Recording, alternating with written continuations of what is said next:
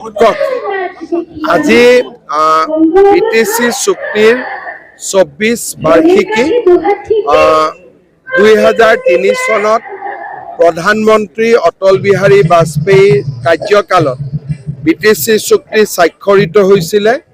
আজি এটা অত্যন্ত আনন্দৰ দিন। মই বিটিসিবাসীক এই 24তম চুক্তিৰ যি বাৰ্ষিকী উৎসৱ তাৰ বাবে মই ধন্যবাদ আৰু অভিনন্দন জ্ঞাপন কৰিছো আৰু বিটিসিৰ সৰ্বাঙ্গীন উন্নয়ন কামনা কৰিছো। আপুনি 2003 যেতিয়া চুক্তিখন স্বাক্ষৰ হৈছিল তেতিয়াও দেখিছে আৰু 24 বছৰ পিছত কিমান পৰিৱৰ্তন দেখা পালে? 2003 যেতিয়া চুক্তি স্বাক্ষৰিত হৈছিল প্ৰথম 6 মাহখন চুক্তিৰ কাৰ্যকৰীকৰণৰ কাম হাতত লওঁতে বহুত মন্থৰ হৈছিল। তেতিয়া অসম চৰকাৰে মোক দায়িত্ব দিছিলে যে চুক্তিৰ কাৰ্যকৰীকৰণত মই ব্যক্তিগতভাৱে চোৱা চিতা কৰিব লাগে। সেই সময়ত মই কোকৰাঝাৰত প্ৰায় প্ৰতি 15 দিনৰ মূৰে মূৰে আহিছিলোঁ আৰু আমি ষ্টেট গভৰ্ণমেণ্টৰ ডিপাৰ্টমেণ্টসমূহ সম্পূৰ্ণৰূপে প্ৰথম যিদিনাখন 2004 10 ফেব্ৰুৱাৰীত চুক্তিৰ প্ৰথম দিৱস উদযাপন হৈছিল তাৰ আগতে আমি হস্তান্তৰ কৰিছিলোঁ। আজি বিটিসিত বহুত পৰিৱৰ্তন হ'ল। মই এটা সৰু উদাহৰণ দিছোঁ যে মই ছুইজাৰলেণ্ডত থাকোঁতে যেতিয়া ইয়াত এটা সাম্প্ৰদায়িক অশান্তি হৈছিলে মই মনতে ভাবিছিলোঁ সকলো কাম বাদ দি মই ইয়ালৈ উভতি আহিব লাগিব। কিন্তু বিটিসিৰ ৰাইজে নিজেই নিজৰ সমস্যা নিজেই সমাধান কৰিলে, মোৰ অহাৰ প্ৰয়োজনো নহ'ল। তাৰ মানে আজি বিটিসিৰ চুক্তি স্বাক্ষৰৰ 24 বছৰ পিছত বিটিসিৰ ৰাইজৰ মাজত একতা সম্প্ৰীতি আৰু শক্তি ইমানেই বাঢ়িছে যে ৰাজ্য চৰকাৰৰ সহায় নোহোৱাকৈও এতিয়া বিটিসিবাসীয়ে নিজৰ সমস্যা নিজে সমাধান কৰিব পাৰে। গতিকে মই অত্যন্ত আনন্দিত, মই গৰ্বিত। আপুনি 5টা পেকেজ ঘোষণা কৰিছে আজি। বিটিসিৰ ইলেকশ্যনৰ সময়ত যদিও বিজেপিয়ে বহুত ভাল ফল দেখুৱাব পৰা নাছিলে, মই বহুতবোৰ প্ৰতিশ্ৰুতি দিছিলোঁ। যদি প্ৰতিশ্ৰুতি দিছোঁ তাক পূৰণ কৰিব লাগিব। হাগ্ৰামা মহিলাৰেও ইলেকশ্যনত বহুত প্ৰতিশ্ৰুতি দিছিলে। আমাৰ প্ৰতিশ্ৰুতিবোৰ যাতে আমি বাস্তৱত পৰিণত কৰিব পাৰোঁ, ৰাস্তা ঘাট নিৰ্মাণ দলং নিৰ্মাণৰ বাবে আমি 1000 কোটি টকাৰ এটা পেকেজ দিম। 15,000 ল'ৰা ছোৱালীক আমি 2 লাখ টকাৰে আত্মসংস্থাপনৰ সুবিধা দিম। চেন্নাইত এটা বড়োলেণ্ড ভৱন নিৰ্মাণৰ বাবে আমি পুঁজি দিম আৰু বিহু ঝুমুৰ বাগৰুম্বা তিনিওটাকে আমি নতুন দিল্লীলৈ লৈ যাম যাতে ৰাষ্ট্ৰীয় প্ৰেক্ষাপটতো অসমৰ সংস্কৃতি জিলিকি উঠিব পাৰে।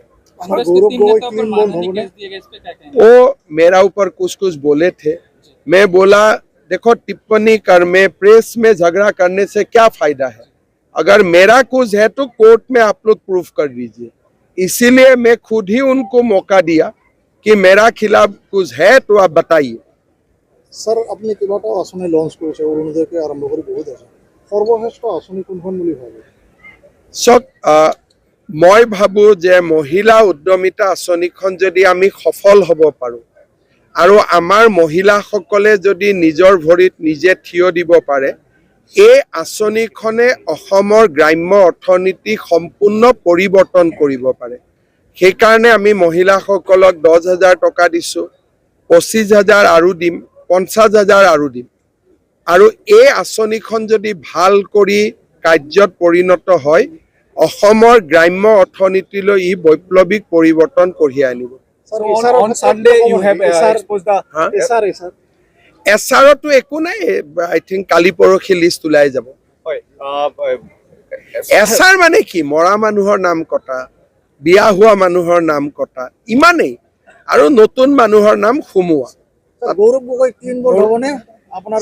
মোৰ যিটো অসমৰ মানুহক মই যিটো কমিটমেণ্ট কৰিছিলোঁ, মোৰ কমিটমেণ্টটো মই ৰাখিলোঁ। যেতিয়া প্ৰথমবাৰ মই কৈছিলোঁ যে গৌৰৱ গগৈৰ পত্নী বিদেশী, তেতিয়া গৌৰৱ গগৈয়ে নিজৰ পত্নীৰ বিহুৰ মুগাৰ মেখেলা চাদৰ পিন্ধা ফটো এখন দি কবিতা লিখিছিল যে মই কিমান মিছা কথা ক'ব পাৰোঁ। আজি মই অসমৰ ৰাইজৰ আগত প্ৰমাণ কৰি দিলোঁ যে ৰাজনীতিত হিমন্ত বিশ্ব শৰ্মাই এটা অসত্য কথা নকয়। তেওঁ যদি মোক চেলেঞ্জ নকৰিলেহেঁতেন অসত্য কথাৰে মই হয়তো ইমান দূৰলৈ নোসোমালোহেঁতেন। বাকীখিনি এতিয়া কেন্দ্ৰীয় চৰকাৰৰ দায়িত্ব, বাকীখিনি কেন্দ্ৰীয় চৰকাৰে চাব।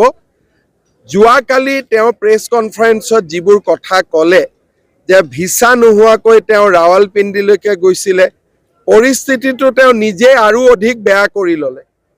যিমান মই কৈছিলোঁ তাতকৈ তেওঁ নিজে বেয়া কৰি ল'লে। যেতিয়া নিজ মুখেদিয়ে তেওঁ কৈছে তেওঁ নিজেই উত্তৰ দিয়ক, কেন্দ্ৰীয় চৰকাৰে যেতিয়া তেওঁক সোধা পোছা কৰিব। So have you any got communication from Home Ministry? We have not even written. I have not even signed the cabinet memorandum. Today evening I will do. Government doesn't move at that lightning speed.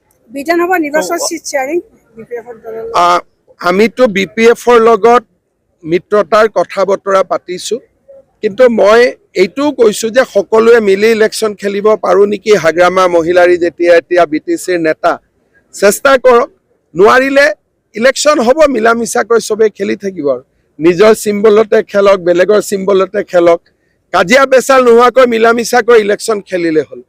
Congress একফালে থাকিব, বাকী চবেই মিলা মিছাকৈ খেলি থাকিব আৰু। Sir কিমানখন আসন পাব বুলি ভাবে? চাওক, আমি লোকসভা নিৰ্বাচনত আমি 96 সিটত লিড কৰিছিলোঁ আৰু মই ভাবোঁ লোকসভাৰ পিছত আমাৰ পজিশ্যন এতিয়া আৰু বেছি ভাল হৈছে, বেয়া হোৱা নাই। একজেক্ট অংকটো দিব মই বেয়া পাওঁ, কিন্তু লোকসভাতে আমি 96 সিটত লিডত আছিলোঁ। হ'ব, স্যাৰ জুবিন ক্ষেত্ৰক লৈ বহুত আজি ধুনীয়া চাফা কৰি আছে। সভায় কাৰণ আগতে মই সোমাব ভয় লাগে, মই সোমাম আকৌ ক'ব যে মই কিয় সোমালোঁ।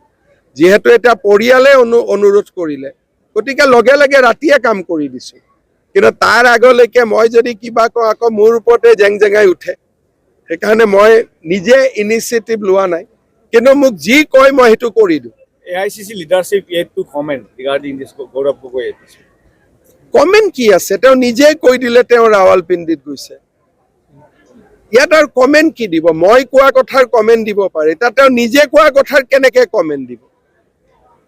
তেওঁ যে ৰাৱালপিণ্ডিত গৈছে আৰু ৰাৱালপিণ্ডি পাকিস্তান আৰ্মিৰ হেডকোৱাৰ্টাৰ, এইটোতো মই কোৱা নাছিলোঁ, মইতো নাজানিছিলোঁৱে, তেওঁহে কৈছে। গতিকে তেওঁ কোৱা কথাৰ ওপৰতে আপুনি কি টিপ্পনী দিব? এইটো তেওঁহে কৈছে, এইটো স্বীকাৰোক্তি টাইপ হৈ গ'ল। হ'ব।